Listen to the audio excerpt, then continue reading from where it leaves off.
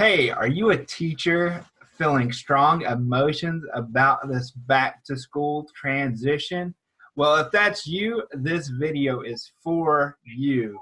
And we are going to talk about why mindfulness is important for your students, why mindfulness is important for you, and we're going to learn about one classroom's teacher transition from the classroom to mindfulness teacher and how mindfulness made an impact for her. So, Katrina, welcome to this interview, and let's just dive right in. Why is mindfulness important for students, and what can teachers do to support that? So, especially during these pandemic times where it has been a long time since students have been in the classroom, and some students aren't going back to the classroom yet, depending on where you are in the world. But the norms, the routine, the structure, consistency, all of that has been uprooted. And so a lot of us, no matter teacher, student, whoever, a lot of us have dysregulated nervous systems right now. In research, there's been lots of studies in mindfulness, and some of the most consistent findings of the benefits of mindfulness include greater attention and decreased reactivity. There are so many other benefits related to health and strength and immune system, et cetera, all of which are relevant, especially now during these times. But as a classroom teacher, what classroom teacher doesn't want their students to have greater attention and decreased reactivity? Because if students had decreased reactivity, we wouldn't have to spend so much time on classroom management and behavior and all of that. Yeah, I was thinking about my experience being a student, and yeah, we can be rambunctious when we're a kid. So that decreased reactivity, I'm sure, is huge.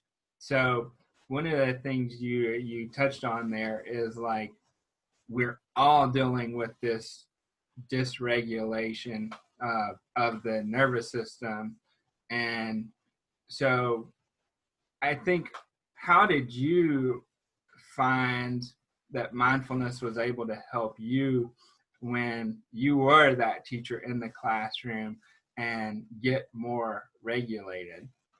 Yes.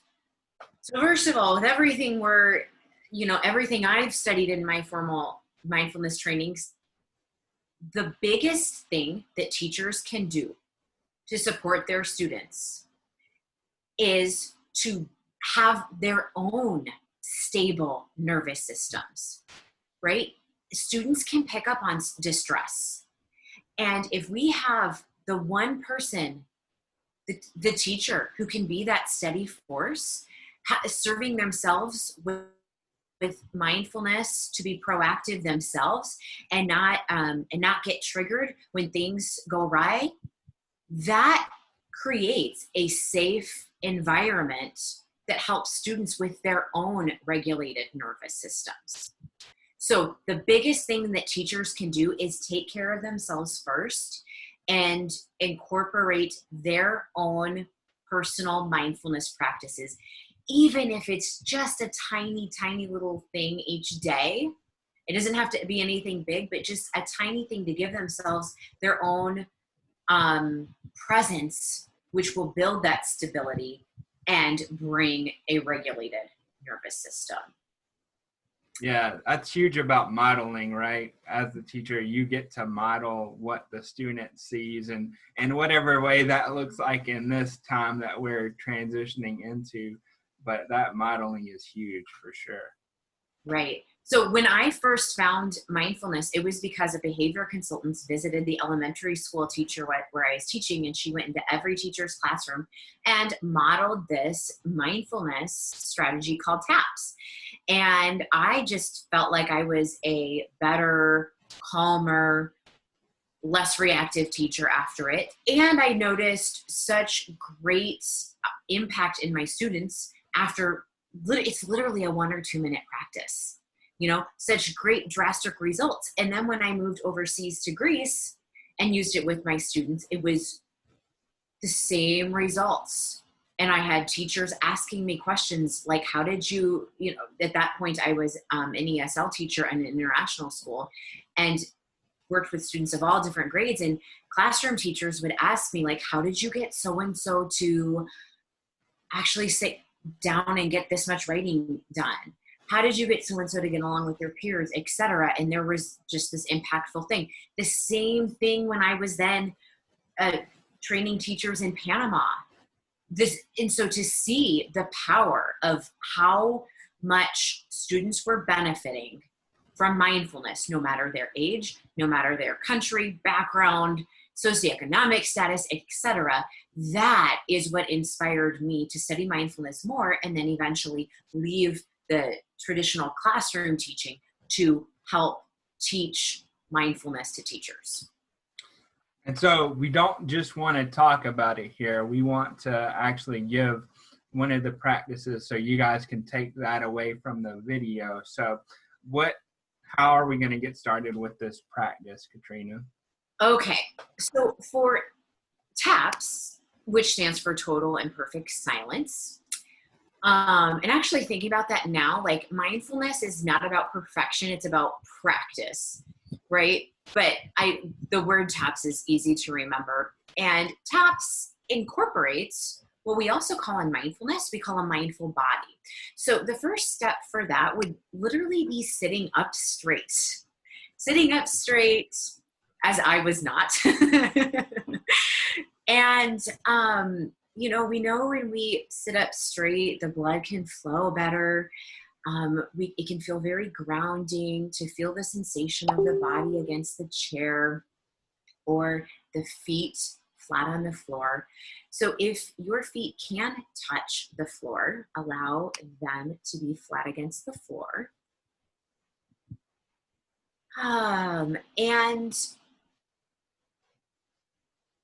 the next thing would be to be mindful of how your hands are. Now, the first thing I had learned with TAPS is that students can have their hands buckled, perhaps on their desk or on their lap. But honestly, it's just anything that works for you so that the hands are still, right? Because in a mindful body, stillness is a huge component.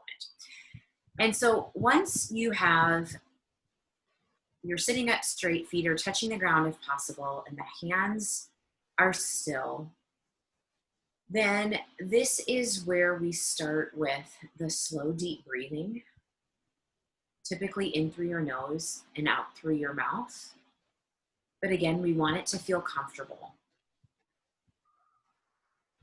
And in mindfulness, we don't want anybody to be anything that they're not or try anything that feels uncomfortable.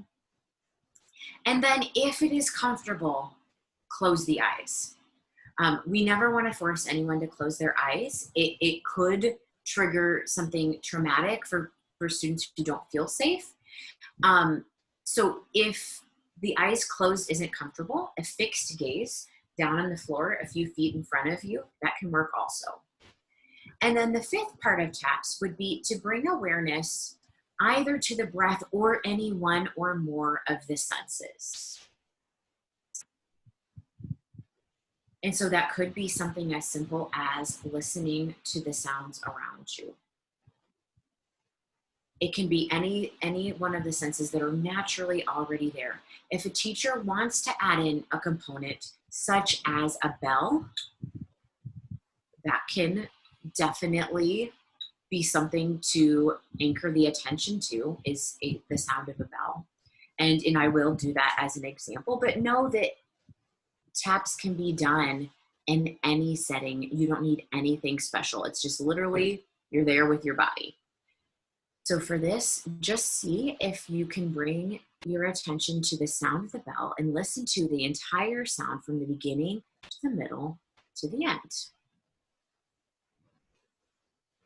And when you no longer hear the sound of the bell, allow your eyes to open if they aren't already, and just become mindful of seeing.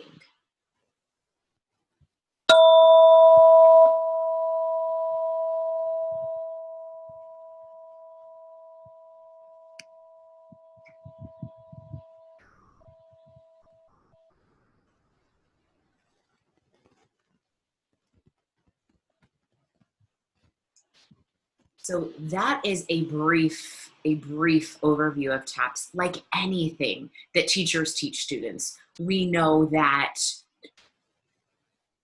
we practice it over and over and over again. And then it becomes part of a student's routine. And, you know, when I first learned it, I would say TAPS. And after a while of teaching them, this is what TAPS looks like, you know, it was just an automatic thing. And then students would choose to practice TAPS on their own. And any other mindfulness practice, it could be as simple as closing our eyes, if it's comfortable, and just listening to the sounds around us. It's that simple. Mindfulness is available to all of us for support at any time, free of charge. Katarina, thanks so much for sharing that practice with us.